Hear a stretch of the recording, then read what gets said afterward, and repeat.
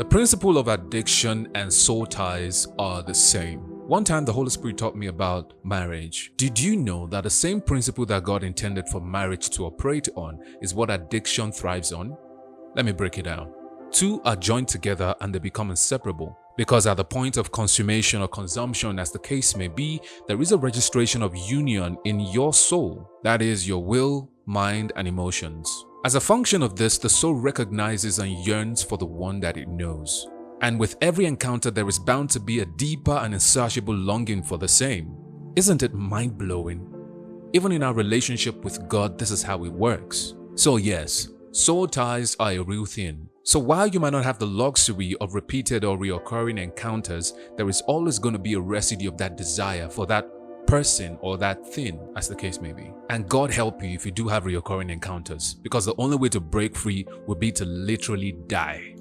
Yes, because spiritual marriage is done just once, ideally, except one of the two dies. Well, guess who's gonna die in this case? You. You would have to die to self to break free from all that soul ties to food, pornography, that sneaky link, drugs, or whatever it is you might be caught up with. That is why the Bible warns us to guard our hearts with all diligence, because it be teens. One of these days and very soon you would have to sit down with the Holy Spirit and think about your life. You don't have to learn the hard way. I'm telling you what I learned in pain and for free. The consequences of sin are dire and you cannot afford to pay the price because spiritual bankruptcy is a real thing.